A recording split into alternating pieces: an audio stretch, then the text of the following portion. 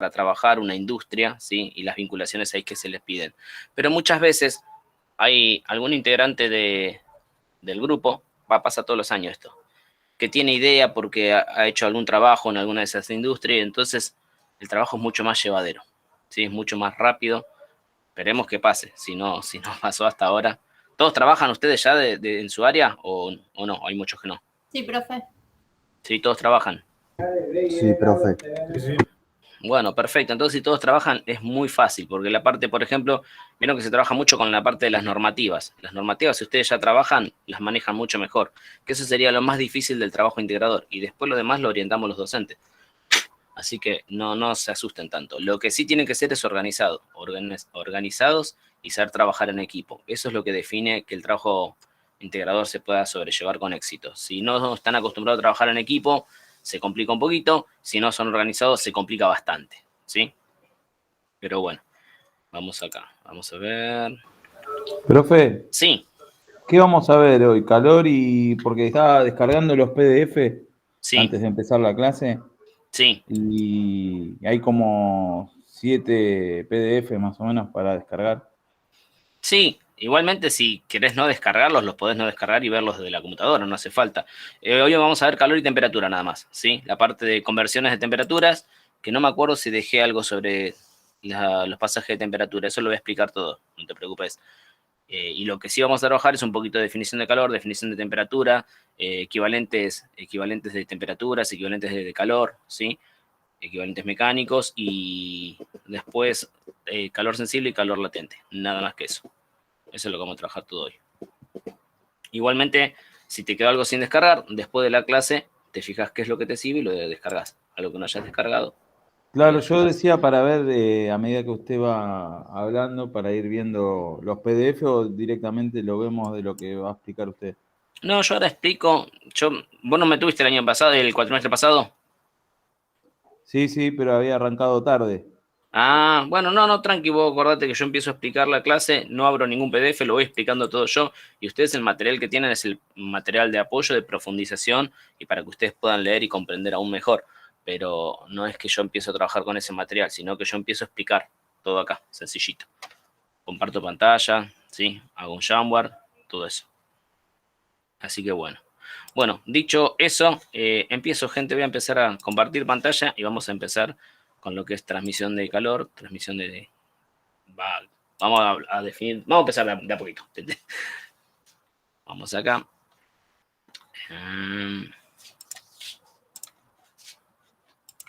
Avísenme si se ve la pantalla. Cuando ya se ve, me avisan.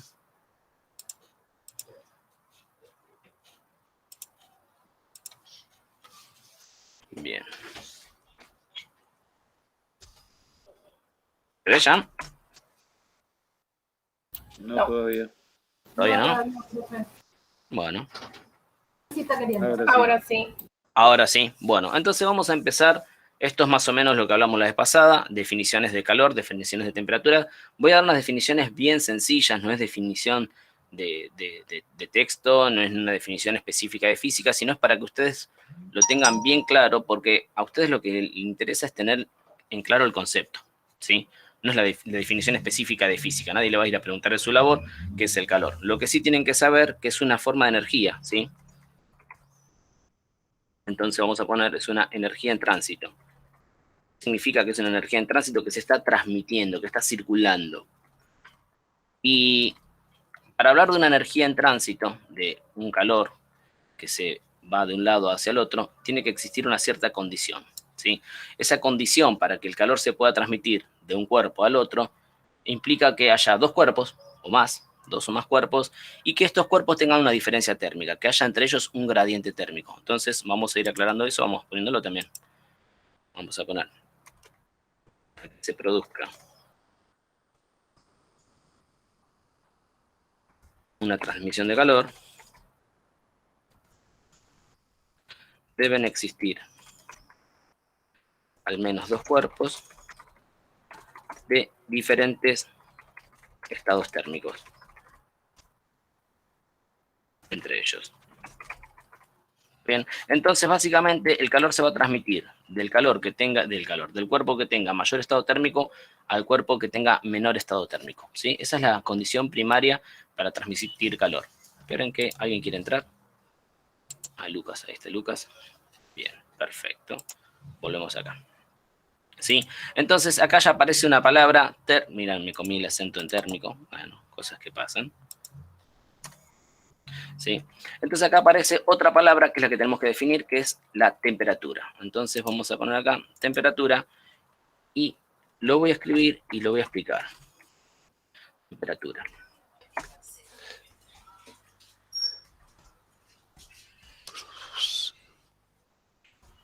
¿Qué dice para que se produzca, profe? Gracias. Gracias, ahí lo arreglo.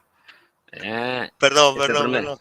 No, no pasa nada, porque igual después cuando vamos al recreo, acordate que se mejora, viene la versión 2.0, ahí está. Me había Entonces, olvidado de eso, perdón. se habían olvidado, ¿bien? Entonces tenemos, la temperatura es el promedio de la cinética de los cuerpos. Ahora vamos a aclarar un poquitito qué es esto, el promedio de la cinética, a qué me refiero cuando hablo del promedio de la cinética. A ver, admitir a Enrique. Bien, perfecto. Entonces, para eso, voy a empezar a recurrir a mis pequeños dibujitos, ¿sí? Voy a hacer mención a algo que se llama teoría cinético-molecular. Lo vamos a aclarar acá. Sí, le voy a poner teoría cinética. Voy a pasar a la siguiente planilla, mejor, más fácil. La siguiente hoja, así lo desarrollo bien. Agrandamos un poquitito acá y ponemos teoría cinético-molecular.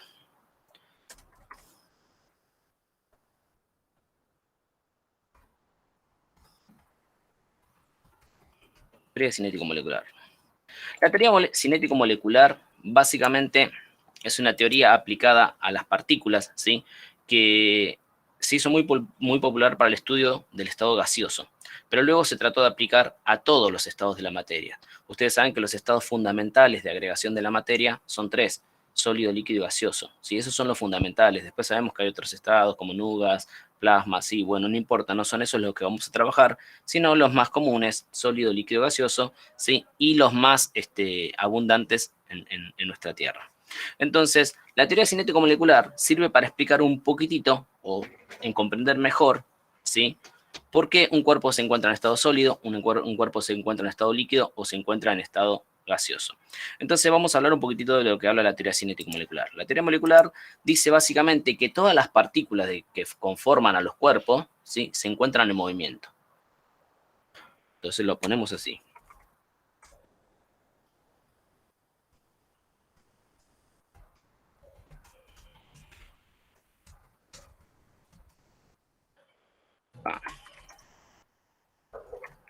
Bien. Todas las partículas que conforman la materia se encuentran en movimiento. La cantidad de movimiento va a determinar el tipo de estado en el que se encuentra esa materia, ¿sí? Cuando yo les dije cantidad de movimiento, quizás les vino a la mente lo primero que vimos en física 1, que era cantidad de movimiento, que era masa por velocidad. Bueno, sí, podrían utilizar ese concepto como para tenerlo en claro, pero no necesariamente lo vamos a definir a partir de ahí. Entonces, básicamente los movimientos que se desarrollan dentro de las partículas son de dos tipos. Tenemos los movimientos de atracción, movimientos atractivos entre partículas. Las partículas se sienten atraídas hacia sí. Es un movimiento que tiene que ver con la atracción gravitatoria, por así decirlo. Todo lo que tenga masa se va a atraer, ¿sí? También lo que tenga carga. Y existe otro movimiento que es movimiento de repulsión, movimiento de rechazo, que sí tiene más que ver con las cargas. Por ejemplo, las cargas de igual signo se repelen, ¿sí? Esto es muy típico si yo agarro un imán de un polo norte, polo sur, tiene los imanes, y lo quiero enfrentar junto a otro imán con caras iguales, es decir, polo norte o polo sur. Lo que va a suceder es que los imanes se van a rechazar. Y para aproximarlos, para juntarlos, tengo que hacer una fuerza. Entonces, básicamente, estos dos tipos de movimientos son los que caracterizan a las partículas que conforman la materia. Los movimientos característicos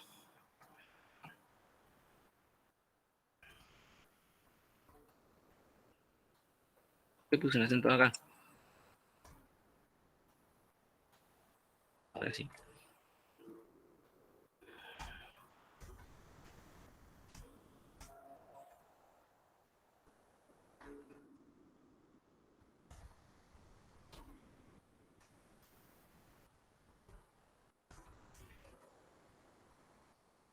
Puede ser que encuentren movimiento de atracción o cohesión, es lo mismo, ¿sí? La cohesión o la atracción hacen referencia a lo mismo, a qué tan unida se encuentra la materia. Bien. Entonces, estos dos tipos de movimientos van a ser los que determinen el estado de la materia, el estado en el que se encuentra la materia. A saber, los estados van a ser sólido. Esperen que alguien quiera entrar.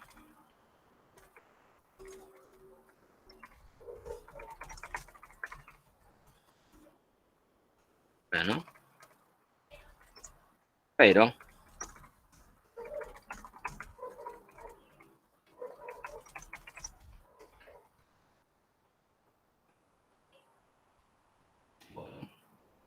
un poquitito acá. Y esperen que veamos quién quiere entrar. Mile, bueno, admitir a Mile Venerus. Ahí está. Bien, entonces, otra vez, miren, estos movimientos van a. Oye, van a. No sé qué me pasa con. Van a tener el estado de agregación de la materia. Entonces vamos a empezar a definir cada uno de los estados. ¿Sí? Pero la definición que vamos a hacer tiene que ver con el estado cinético, con la teoría cinético-molecular. No esa definición de secundaria, tiene forma fija, eso en realidad no me interesa, porque estamos en la parte, vamos a decir, del análisis termodinámico de las partículas. Entonces, vamos a definirlo en base a sus movimientos. Sólido. En el sólido, lo que va a suceder es lo siguiente. Las partículas, ¿sí?, tienen una cantidad de movimiento de atracción mayor al movimiento de repulsión, ¿sí? Entonces las moléculas están muy atraídas, se están moviendo y uno piensa que si está muy atraída en realidad ya esas partículas no tienen movimiento, como que estuviesen estáticas. Si esto fuese así, la teoría cinético-molecular fallaría porque siempre habla del movimiento de las partículas y si yo pienso que algo no tiene movimiento, me está violando la primera teoría esta que decimos teoría cinético-movimiento. Admitimos, no sé ni quién ni admití, habría admití. Bien, entonces tenemos que pensar en el estado sólido, si hay movimientos de atracción y repulsión y el que predomina es el movimiento de atracción, vamos a poner acá, predominan las fuerzas de atracción. Ya las defino no como movimientos, sino como fuerzas, ¿sí? Porque hacen, ya no es como que yo vea algo que se mueva, sino como que veo algo que mantiene estático, es una fuerza, ¿sí? Predominan las fuerzas de atracción o cohesión. Entonces, puede existir una única posibilidad en este sólido de que las partículas se encuentren en movimiento y yo lo pueda percibir. ¿Qué tipo de movimiento se puede producir estáticamente? Bien, si lo pensamos un poquitito, el único movimiento posible en el lugar es la vibración. Entonces, en el sólido, el único tipo de movimiento que predomina es la vibración. Así que vamos a poner acá partículas vibran en el lugar. Bien, perfecto. Luego viene el estado gaseoso. Vamos a bajar un poquitito acá. Perdón, el estado líquido. Entonces vamos a pensar un poquitito. Yo tengo algo sólido, ¿sí? Porque sus partículas están casi estáticas en el lugar, moviéndose con movimientos vibratorios, Carlos Cosia. Y de repente esa partícula, esa materia que estamos estudiando, adquiere más energía. Entonces, ya la vibración se vuelve más intensa, mucho más intensa, de manera tal que es imposible ese movimiento contenerlo de manera estática en el lugar. A ver, esperen que quiera entrar Oscar Cardoso también. Entonces, ¿qué va a pasar? ¿Qué va a pasar con las partículas? ¿Sí? Bueno, esperen un minutín. Carlos, lo había admitido, Carlos, ¿qué pasó? Se ve que no pudo entrar. Bien. Bueno.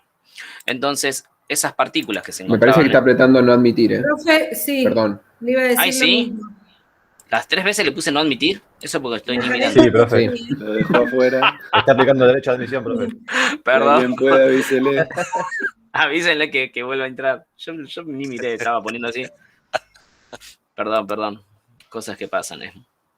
Bueno, pídanle perdón por mí, que se vuelva a meter, que ahora lo acepto. Esperamos un ratito. Bueno, mentira, no espero nada, voy acá. Bien. Qué mal, lo saqué afuera. Vamos a estado líquido. ¿Sí? Ahora venimos bien, voy muy rápido. ¿Se entiende lo que digo? Sí. Bárbaro, profe. Bien. Sí, profe. Sí, sí. Genial. La teoría cinético-molecular la habían escuchado, la trabajaron ya en algún momento. ¿Alguna vez? Sí, sí. Alguna vez, muy bien. Algo sí. Bueno, Sí, hace un tiempo, profe. bien, perfecto. Entonces, líquido. En el líquido lo que sucede es que no predomina ninguna fuerza. No hay que predomina la fuerza de atracción o la de repulsión, sino que las fuerzas están equilibradas. Es decir, los movimientos de atracción y de repulsión están igualados, ¿sí? Entonces vamos a decir fuerzas de atracción y repulsión se encuentran igualados.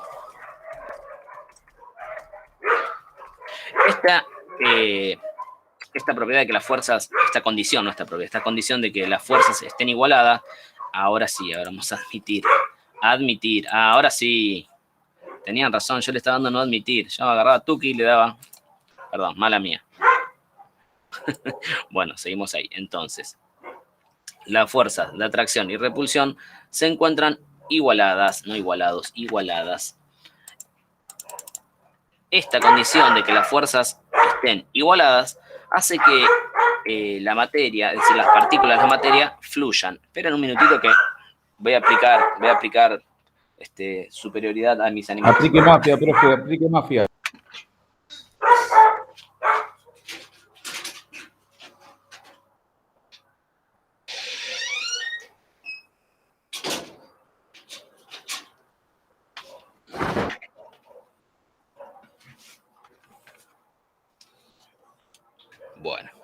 Bueno, volví, perdón.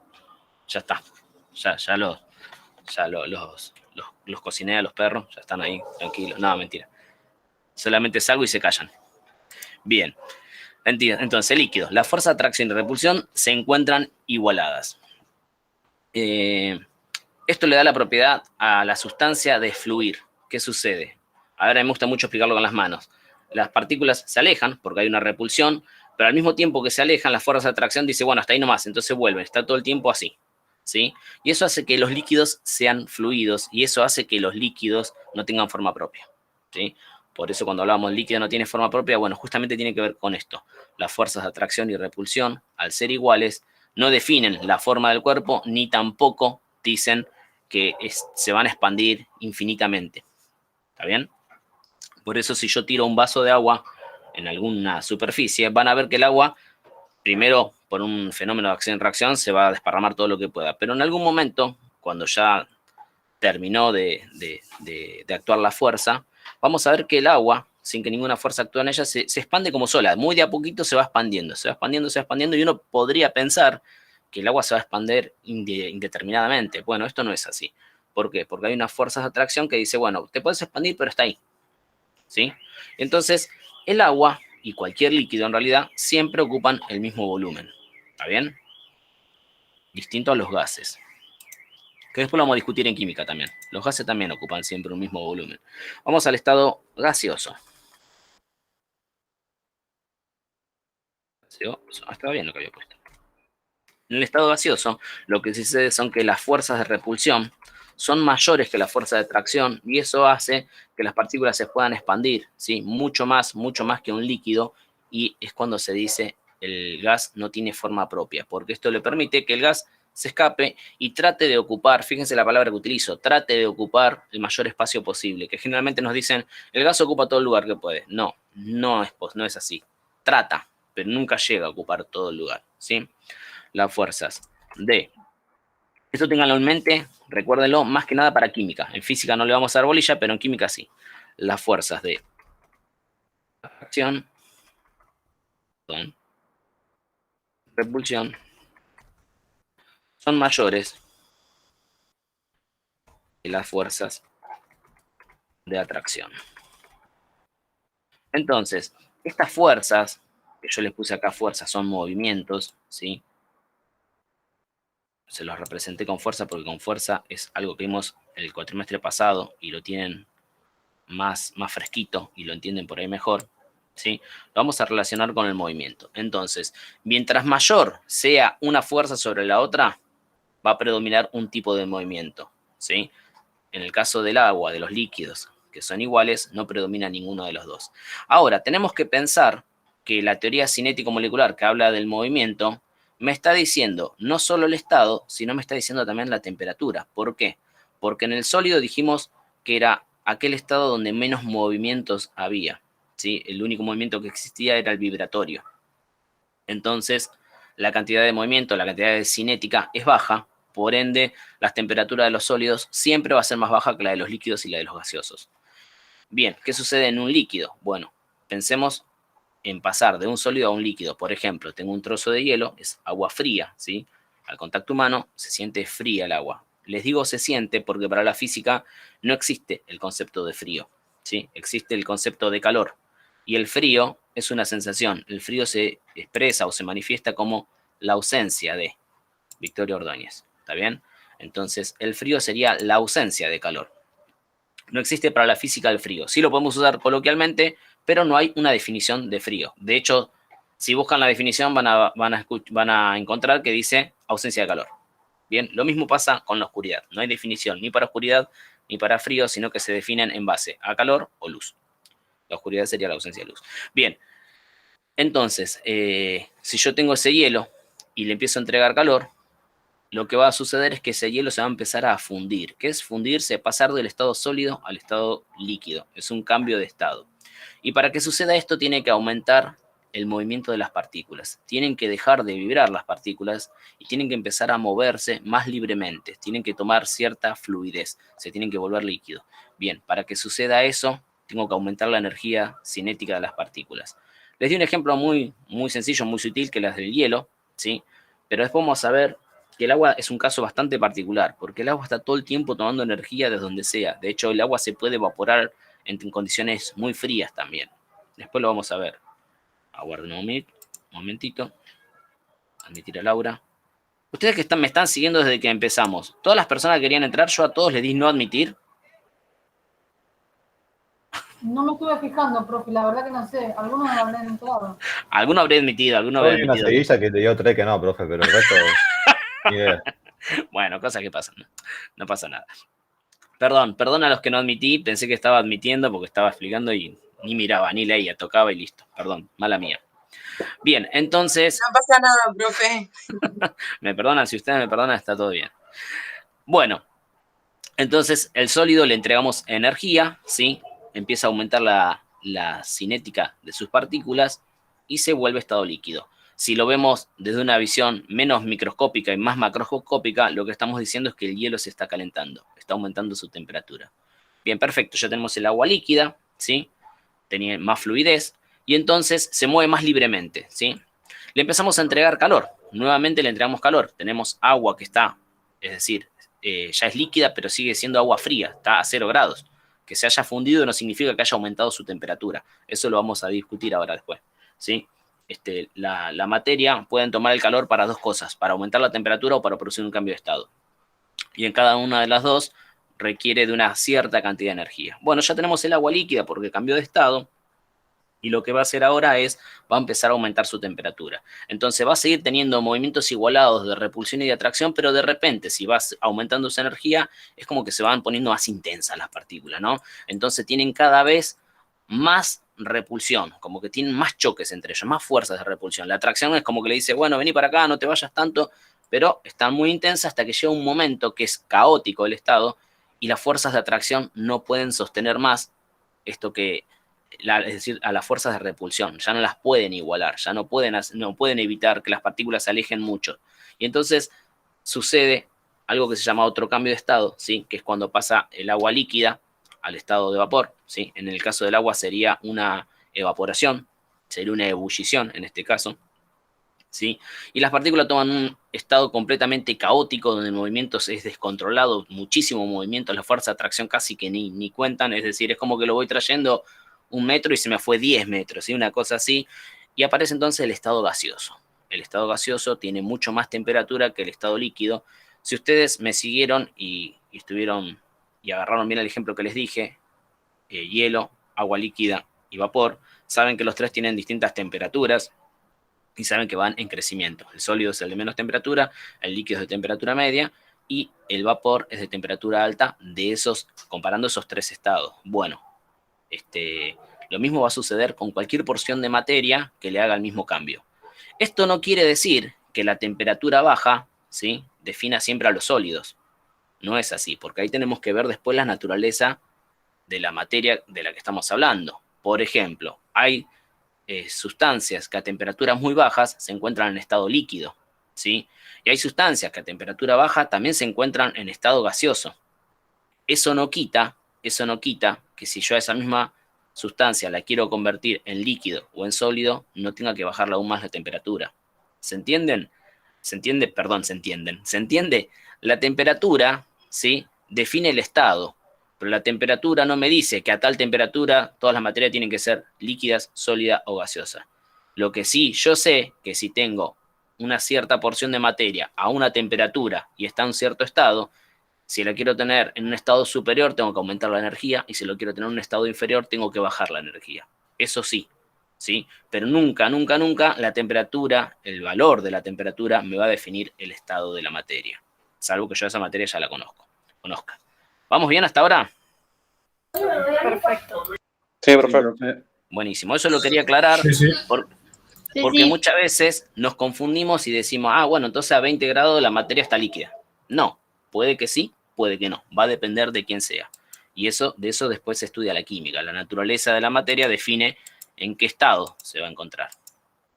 Bien, entonces, básicamente iba a ser un dibujito, pero no, después los voy a agregar. Vamos a hablar entonces un poquitito. Voy a poner un trozo de hielo, ¿sí?, para explicar esto que le estaba diciendo.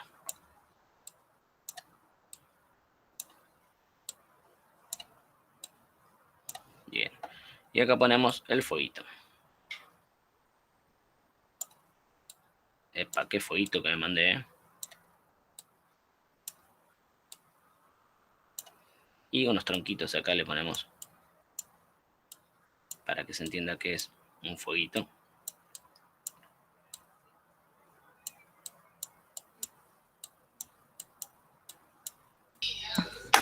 Después del recreo ya está la carne arriba. Más bien, después del recreo, ya esto va a tener un asado, una tira de asado que puede tener. Bueno, listo. Ahí tenemos el fueguito. Entonces, ¿qué va a suceder? Lo primero que va a suceder es que este hielo, ¿sí?, va a comenzar a derretirse. Comenzar a derretirse básicamente sería algo así.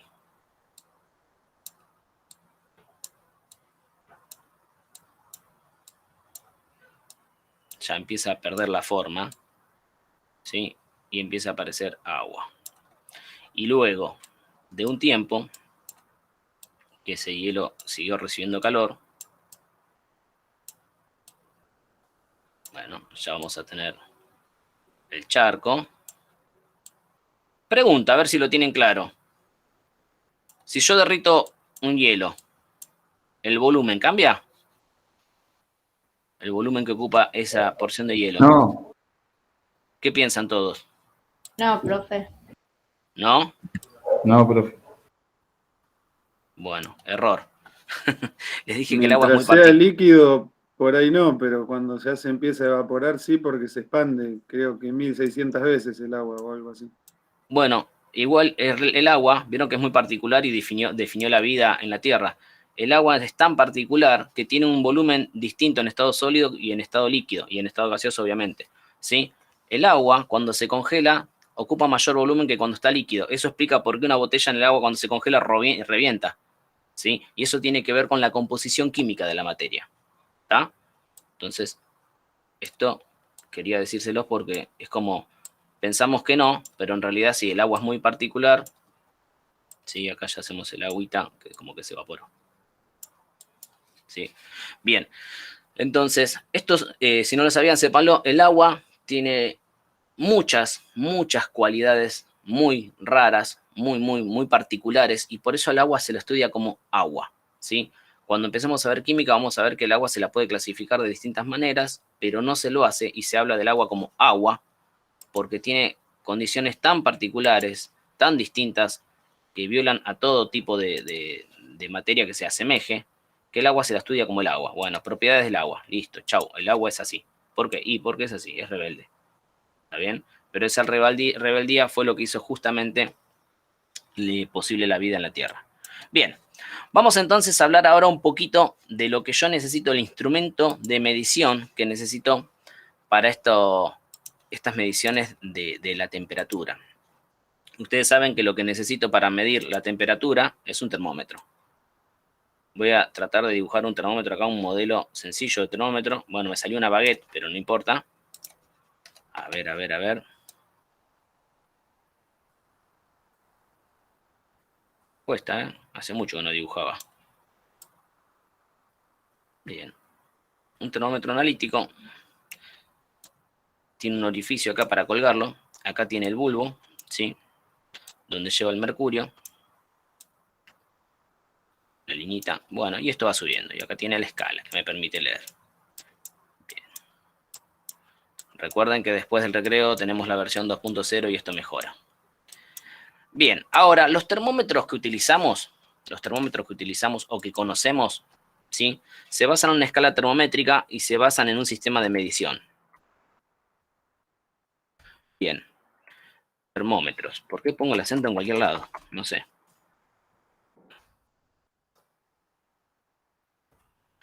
Bien, el termómetro, como ya les dije, es un instrumento que se usa para la medición de las temperaturas. Recuerden que medir es comparar. Entonces, a la hora de fabricarse un termómetro, necesitaba construirse un instrumento que me permita a mí comparar. ¿Comparar qué? Comparar las temperaturas. Ya se tenía una idea de lo que era la temperatura, ¿sí? Con esto de los cambios de estado, se sabía lo que era el calor, todo, pero yo no tenía forma de medir qué temperatura tenía una sustancia. Sí se sabía que si yo le entregaba calor se calentaba, ¿sí? Eso se sabía, pero no podía decir bien a qué temperatura se encontraba. Entonces se construyen los termómetros.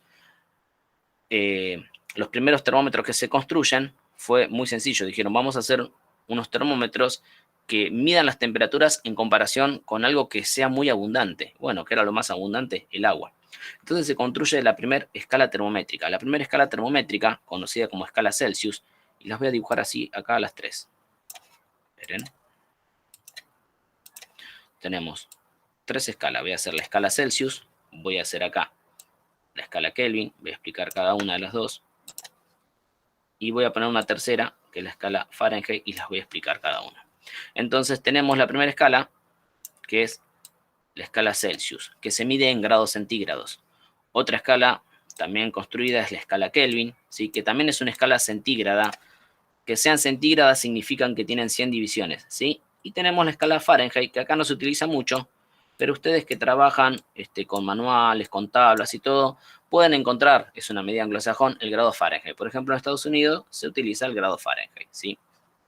Entonces, ¿cómo se construyeron estas 3 escalas? Estas escalas se construyeron, las 3, en comparación con el agua, la sustancia que más abundaba en la Tierra. Entonces, Celsius, ¿sí? Lo que dijo fue, yo voy a construir una escala que me permita comparar a mí, ¿sí?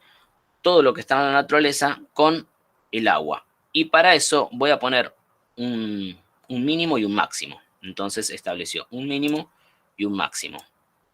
Y a ese mínimo y a ese máximo les voy a hacer 100 divisiones. Eso fue básicamente lo que dijo o lo que hizo. ¿Está bien? Bien. ¿Cuál fue ese mínimo? Ese mínimo lo consideró él el punto de congelamiento del agua. Entonces lo ponemos acá. Punto, ¿sí? De congelamiento del agua o punto de fusión. Cualquiera de los dos. Entonces, ¿cuál es el punto de fusión? Es aquella temperatura donde cierta cantidad o cierta masa de agua sólida pasa al estado líquido o comienza a pasar al estado líquido. Punto de fusión. Ese fue el primer parámetro. Y ese mínimo, como es un mínimo, lo llamó 0. ¿Está bien? Este fue el 0 para Celsius. Dijo, bueno, acá va a empezar mi escala, en 0, donde el agua se congela. Hoy sabemos que hay muchas sustancias que están por debajo del punto de congelación del agua y tienen en esta escala valores negativos, ¿sí? Dijo, ¿cuál va a ser mi máximo? Bueno, mi máximo va a ser el punto de ebullición, aquel punto donde la temperatura, donde la temperatura se eleva tanto, que hace que el agua vuelva a cambiar de estado, y ese es el punto de ebullición para el agua. Bien, perfecto.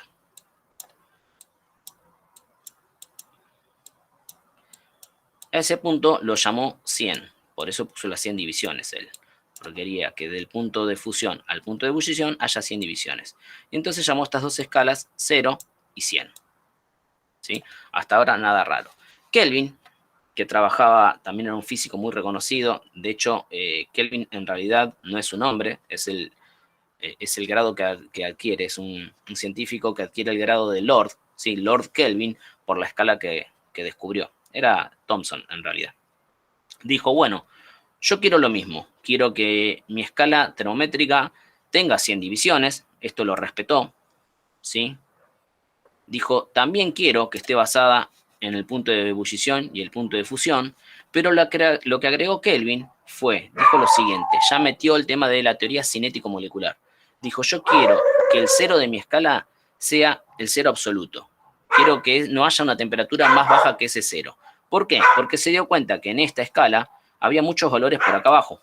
¿Se dan cuenta? Entonces, ¿qué sucede? Eran todas temperaturas negativas. Y vamos a ver más adelante que hacer cálculos con temperaturas negativas, ¿sí? Me negativiza un montón de resultados. Matemáticamente, más por menos es menos, ¿sí? Y un montón de cosas así que cuando las queremos o cuando las leemos, las interpretamos, pueden llevarnos a errores o pueden llevarnos a decir, acá hay algo mal. Entonces Kelvin dijo, yo quiero trabajar con una escala que sea toda positiva, de manera que mi cero, ¿sí? Que mi cero, voy a bajar un poquitito acá, sea el cero más bajo en la faz de la Tierra. Y lo encontró ese cero. Él acá, estas 100 divisiones las mantuvo, pero todavía no le puso número. Buscó la temperatura más baja del universo, ¿sí? Obviamente es una temperatura que no se puede medir, pero sí que se puede calcular. Esa temperatura estaba 273, esperen que lo voy a borrar acá, estaba 273,15 escalas por debajo de este cero, ¿sí? 273,15, que para fines prácticos le vamos a llamar 273. Entonces, Kelvin dijo, bueno, 273 lugares por acá, las partículas ya no se mueven más, ya no tienen movimiento. Entonces yo quiero que ese sea mi cero Kelvin. Dijo, ese va a ser mi cero Kelvin. A partir de ahí, empieza la escala. Entonces, ¿cuántos lugares debajo de cero? 273. Entonces, el 0 de Celsius coincide con el 273 Kelvin. ¿Está bien? O 273,15, pero ya les digo, para fines prácticos vamos a usar el 273. Y como la escala tiene 100 división de punto de fusión al punto de ebullición, obviamente el punto de ebullición está en los 373 Kelvin. Bien, buenísimo. Esta temperatura, la escala Kelvin, ¿sí? Nos permite a todos los científicos trabajar y obtener valores positivos. Van a ver que en muchos cálculos se utiliza la temperatura en Kelvin y no le damos bola a la escala Celsius. Sin embargo, para un montón de cosas, la Celsius no sirve. Y por otro lado, estaba una temperatura que se desarrolló aparte de estas, con otra lógica, ¿sí? Una escala anglosajona, y que tenía que ver, sí, con el punto de fusión y con el punto de ebullición, pero además interpretaba o quería relacionar a las temperaturas del hombre en el medio. Hicieron unas cosas medio raras, con mezclas de alcoholes. Bueno, no importa, no voy a explicar bien de dónde viene todo. Lo que sí voy a aclarar es lo siguiente. Fahrenheit también usó los mismos puntos de fusión y ebullición, pero él estos puntos los estableció. El cero del punto de fusión le llamó 32 grados Fahrenheit. Ya acá empezamos raro. Empezó con 32 grados Fahrenheit.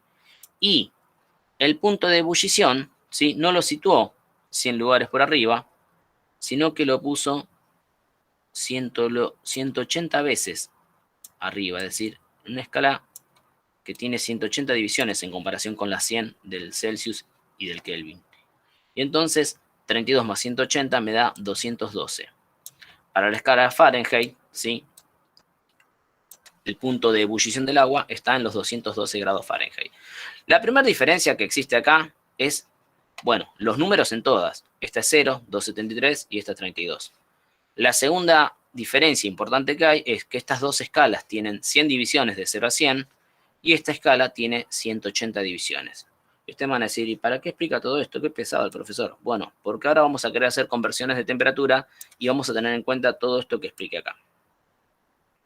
Si yo quiero pasar de una escala Celsius a una escala Kelvin, si yo quiero pasar de Celsius a Kelvin, fíjense, sean prolijos con esto, fíjense que yo a Kelvin no le pongo el simbolito de grado. ¿Por qué no le pongo el simbolito de grado? Porque no es una graduación, es la temperatura absoluta, ¿sí? Es aquella temperatura, podríamos decir, ¿sí?, que establece a las otras dos. Las otras dos son como un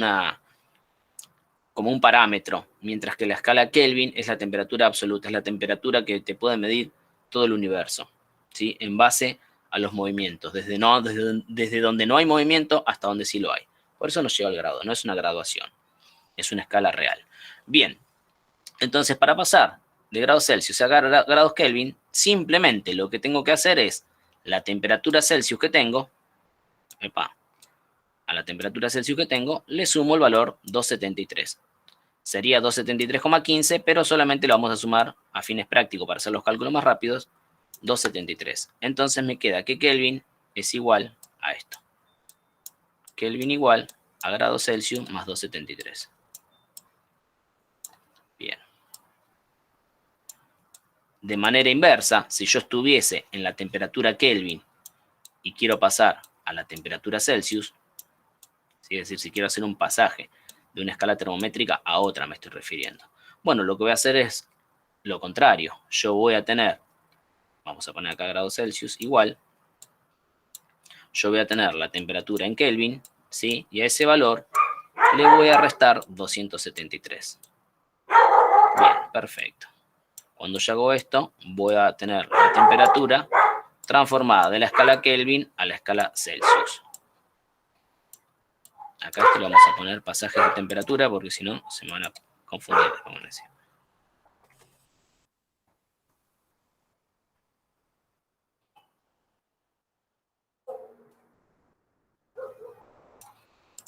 Bien, espero que alguien quería entrar. No admitir. Ah, no, mentira. Ya era a propósito. Bien, hasta ahí venimos sencillo. Nada que no sepan, nada que no entiendan y nada que no conozcan, pero lo tengo que dar, ya les dije. Vamos ahora a un cambio un poquito más complicado. Quiero pasar de grados Celsius, ¿sí?, a grados Fahrenheit. Y después inverso también. De grados Celsius a grados Fahrenheit. Acá sí utilizo las 2 grados porque son 2 escalas graduales, ¿sí?, no son absolutas. Entonces, fíjense, muestro de nuevo el dibujito que había mostrado. Acá tenemos una relación de 180 divisiones, ¿sí?, 180 divisiones de una temperatura a la otra, es decir, de la temperatura de fusión a la temperatura de ebullición, sobre una de 100 divisiones en la otra escala, ¿sí? Eso me va a dar un factor. ¿Qué factor es? Bueno, es dividir 180 dividido 100. Entonces, yo puedo simplificar y obtener 9/5. Y ustedes van a decir, ¿y para qué quiero 9/5? Porque a veces multiplicar por 9/5 es más fácil que multiplicar por el verdadero valor de 180 dividido 100, que es 1,8, ¿no? Puedo usar número decimal o puedo usar número fraccionario 9/5. Cualquiera de los dos puedo utilizarlo, ¿sí? ¿Por qué digo que a veces es más fácil 9/5? Porque si yo estoy en temperaturas de escala de 5, es muy fácil poner acá. Fíjense cómo es la ecuación. Ah, todavía no puse la ecuación. Bueno, vamos a poner la ecuación así se dan cuenta de lo que les digo. Para pasar de escala Celsius a escala Fahrenheit, básicamente es pasar de acá a acá. Fíjense que yo tengo que por cada grado que me muevo acá, acá me muevo 1 grado, pero acá no me muevo 1 grado. Como hay 180 divisiones sobre 100, cuando yo me muevo 1 grado acá, acá me muevo un poquitito más. Me muevo 1 grado y un poquito más. Entonces hay un factor de crecimiento. Por eso hice esta cuenta, 180 sobre 100. ¿Cuál es ese factor de crecimiento? 9/5 o 1,8, el que ustedes quieran. Entonces lo primero que tengo que hacer es, a la temperatura Celsius, ¿sí?, multiplicarla. Yo acá voy a poner por 1,8, pero ustedes recuerden que puede ser por 9/5. Por 1,8. Entonces, bien, yo acá ya aumenté, ya sé, cuando me mueva en 1 grado, ya estoy convirtiendo el factor de crecimiento. ¿Cuánto crece de 1 grado acá a esta escala? Bueno, crece 9/5 o crece 1,8 veces, 1,8 veces, ¿sí? Y a esto no termina acá. ¿Por qué? Porque fíjense que a la escala esta, al igual que en Kelvin, yo tenía que sumarle 273, tenía que sumarle la diferencia. Bueno, acá la diferencia es de 32. Entonces, primero incremento por el factor S y luego sumo el 32. ¿Está bien? Entonces, esto es la ecuación para pasar de grados Celsius a grados Fahrenheit. Entonces, grados Fahrenheit es igual a Celsius por 1,8 más 32. Y lo voy a expresar también en términos de fracciones para que les quede. Y si lo quieren utilizar, también lo pueden utilizar. Fahrenheit es igual a grados Celsius por, dijimos 9 quintos, ¿no? 9 quintos, sí, más 32. Recuerden separar en términos. Siempre primero multiplico y después sumo. Bien. Ahí va a tener convertida la temperatura. Cualquiera de las dos fórmulas es válida, cualquiera de las dos fórmulas da lo mismo. Lo que pasa es que muchas veces, si yo acá tengo una temperatura, por ejemplo, 25, es muy fácil cancelar el 25 con el 5, me va a quedar acá 5, acá no va a quedar nada, y 5 con 9 es 45 más 32. Bueno, es mucho más fácil esto que esto, ¿sí? Pero es lo mismo, cualquiera de las dos que utilicen es igual. ¿Y ahora qué va a pasar? Ahora va a pasar al revés. Yo quiero pasar de la escala... miren, yo puse acá al revés. Celsius, de Celsius a Fahrenheit. No, está bien. Y ahora al revés. Yo quiero pasar de la escala Fahrenheit a la escala Celsius. Bueno, ¿qué voy a hacer acá? Acá voy a hacer todo el mecanismo inverso. Es decir, voy a desarrollar matemáticamente esto, voy a despejar Celsius. Entonces, este que está acá se va para allá y este que está acá se va para allá. ¿Cómo lo hago eso? Bueno, matemáticamente. Digo lo siguiente. Entonces, grados Celsius va a ser igual a... El 32 que está sumando pasa restando. Entonces va a ser grados Fahrenheit, ¿sí? Menos 32. Y este 1,8 que está multiplicando pasa dividiendo.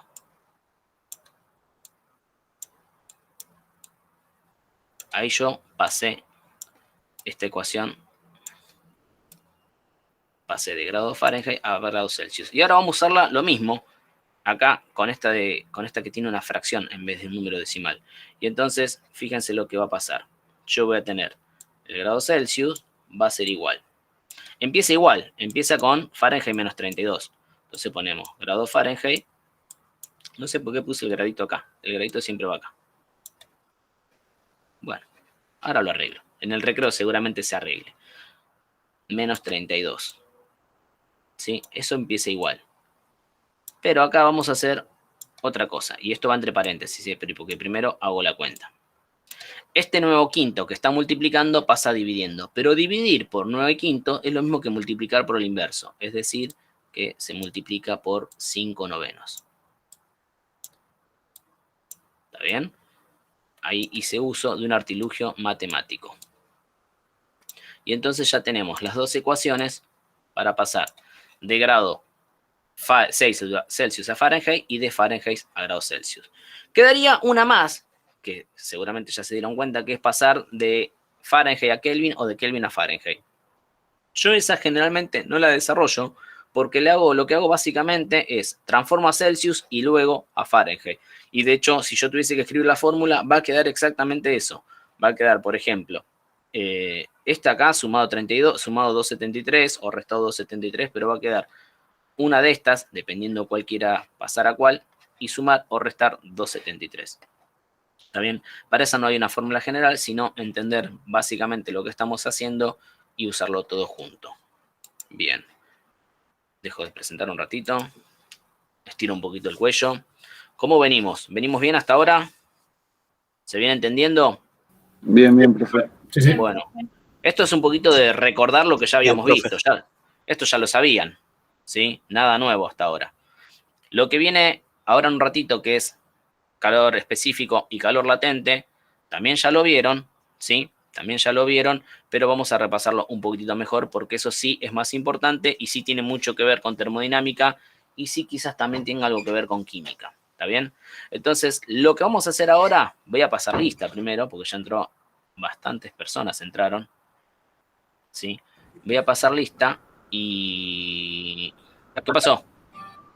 Ah, pensé que Miguel hablaba. No. 36 personas, bien. A ver. Ha pasado lista. Bien, perfecto. Vamos a descargar esa lista ahora. En Excel. Ahora les leo quiénes están. Así me dicen, no, faltó nombrarme a mí. Bueno, me tomó Alejandro Telias, Brian Navarro, Camila Otero, Damián Alfonso, David Segovia, Dai Soldini, Diego Hernán Pellegrini, que es Nora, ya sabemos, Enrique Vargas, Federico Pucci, Franco Sanes, Guillermo Suárez, Iván Rolón, Javier Abdala, yo, Laura Gorosito, Lautaro Nahuel Lorenzo, Lucas Di Tulio, Lucas Rebolini, Luis Eduardo Guzmán, Luis Eduardo Rolón, Magdalena Belén Díaz, Marcelo Guisoli, Miguel López, Mile Venerus, Oscar Cardoso, Rocío Sánchez, Romina Cardoso, Sol Díaz, Teresa Selva, Carlos Adín, Iván Vergara, Laura Farfán, Mariano Alvarenga, Maxi Pereira, Victoria Ordóñez y Joana Valenzuela. ¿A alguien no nombré? A mí no me nombró, profe. ¿Cómo le va? Buenas tardes. Sí, Dai, te nombró. Ahí me fijo no, pero ya te digo. Pará. Sí, te nombró. Te Sí, nombré, al te nombré. principio, profe. Perdón. Acá, Dai Soldini, ¿sí? ¿Estás? Perfecto, gracias. Bueno, gente, vamos a hacer un pequeño break, ¿sí? ¿Qué son? 7:30. Volvemos a las 8, ¿le parece? Un break de media horita, estiramos un poco las patas, nos tomamos un café. Teresa va y cocina algo para la familia. ¿Ya lo organizaste de otra manera, Teresa, o no? Seguí. No, malas decisiones, básicamente. Bueno, no entremos en detalle, no hay problema. Bien, cortamos un ratito y ahora a las 8 nos vemos de nuevo, ¿sí? Ya saben que pueden salir Perfecto. y volver a entrar, no hay ningún problema, o apagar la cámara y el micrófono, como quieran. Listo. Bueno. Listo. Genial, profe. Ok, profe. Nos vemos en un ratito. Victoria Ordóñez me dice, no me nombró. A ver. Victoria Ordóñez. Es Carlos Cosia, profe. ¿Eh? Es Carlos Cosia. Ah, Ordóñez, Escocia.